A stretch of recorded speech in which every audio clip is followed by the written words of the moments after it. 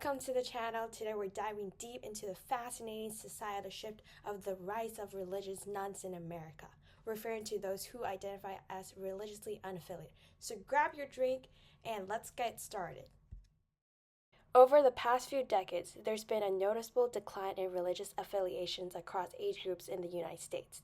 Now, 28% of U.S. adults are religiously unaffiliated, describing themselves as atheists, agnostics, or nothing in particular when asked about their religion. If you've been following the trends, you've probably heard about Gen Z, those born in the mid-90s to early 2000s.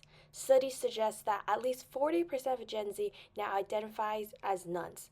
What's interesting here is that many of them, 63%, categorize themselves as nothing in particular, rather than strictly atheist or agnostic. Recent study by Pew Research Center reveals that 7 in 10 U.S. adults consider themselves spiritual, and among them, 22% fall into the spiritual but not religious category. These individuals, often younger and more left-leaning, express a deep sense of connection with themselves, others, and sometimes a higher power and a spiritual realm beyond the visible world. What's fascinating is the common ground between the spiritual but not religious and their religious counterparts. Both groups believe in the existence of a soul or spirit, something spiritual beyond the natural world, and the ability of the deceased to provide assistance or guidance. However, where they diverge is in their beliefs about God, daily prayer habits, and attendance at religious services. Spiritual but not religious are less likely to attend religious services regularly, yet a significant proportion of 45% identifies with a religious institution. When asked to define spirituality, responses varied. Some emphasize connections with God, others mention something beyond organized religion, and some highlight connections with their inner selves, nature, or humanity in general. I want to share a personal journey, a path of discovery that led me to a profound connection with a higher power, an experience that transcends conventional religious boundaries. I was raised in a world of beliefs, a blend of confusion, love, and spiritual exploration. Picture this. I will attend church and at the same time visit temples. My mom, with her unwavering devotion, sent me Bible readings every day. On the other hand, my dad would take me to temples and encourage me to pray there. It was a unique blend of influence that shaped my spiritual identity. As fate would have it, I found myself in a Christian school, a place where every note of music and every word spoken echoed the Christian teachings.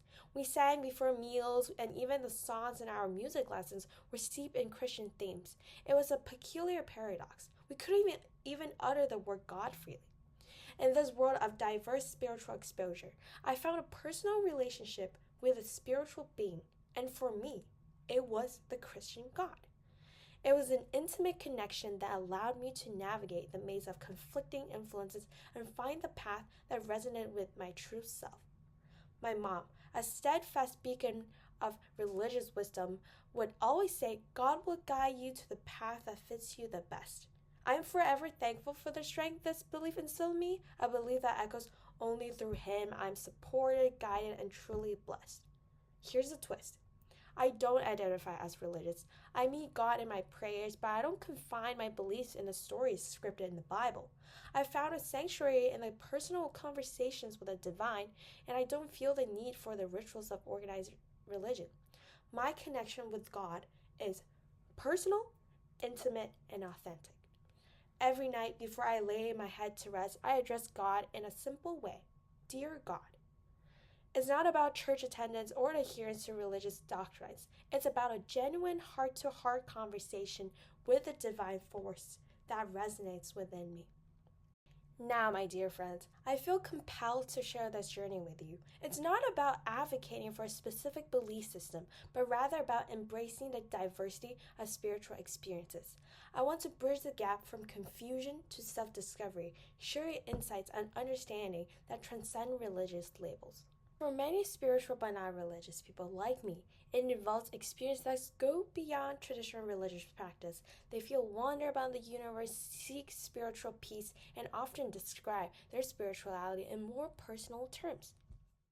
Interestingly, most spiritual but not religious reported becoming less religious but more spiritual as they navigated through life. On the other hand, religious Americans, although often becoming more religious, also showed an increase in spiritual inclinations. So, are nuns hostile toward religion? Certain individuals who identify as nuns hold a predominantly unfavorable perspective toward religion. Yet, as a collective, nuns generally convey nuanced opinions rather than outright animosity. While a significant portion believes that religion contributes to societal issues such as intolerance and superstition, many also acknowledge its potential to provide individuals with meaning and purpose, as well as fostering positive interpersonal behavior. But in general, 43% of nuns believe religion does more harm than good to society. This societal shift is not only about personal beliefs, it's also about a broader sense of distrust in institutions. The younger generations, shaped by a different political landscape and high profile ethical failures within religious institutions, exhibit what's termed as formative distrust. To better grasp the individual experience within this trend, let's explore some stories from people under 30s that share their experience. One common theme is a sense of disillusionment with the rigidity of religious teachings and a desire for more open mindedness and acceptance. Elizabeth Hildreth, a Georgia resident who was raised in the Southern Baptist faith, shared that her beliefs underwent changes over time. She highlighted that the pivotal moment signaling a shift in her perspectives was linked to abortion, and she became more open minded about the issue during the 2020 election. Quote, once there was a fracture that couldn't reconcile, unquote, she said. The whole worldview she was raised with, quote, was subject to internal interrogation. Another person, Jaden George, a 20-year-old from Philadelphia, began questioning his Christian upbringing after learning about sexual assault accusations against the late evangelist Ravi Zacharias, once admired by his family through radio broadcast. George highlighted Zacharias' mesmerizing ability to, quote, hold an audience in the palm of his hand, unquote. Zacharias faced allegations of sexual assault and harassment. George was particularly disturbed by a witness account that Zacharias warned against speaking out, suggesting responsibility for the potential loss of, quote, millions of souls, unquote, if his reputation was damaged. These revelations prompted George to reconsider whether his faith was about connecting with God and helping others, or, in a more troubling sense, providing cover for powerful men. Their journeys are like Jenga towers. Removing a block of faith led to a cascade of questions and re-evaluations, whether it's shifting views on social issues, experience of ethical failures, or struggles with acceptance. Each story is unique yet interconnected. And there you have it, a snapshot of the evolving landscape of spirituality and religiosity in America. The rise of the nuns is more than a statistical trend. It's a reflection of shifting values, evolving perspectives, and a deep desire for personal connections. This isn't just a decline in religious affiliation, but a broader reevaluation of spirituality. And thank you for joining me today. Stay curious, stay open-minded, and I will see you next time.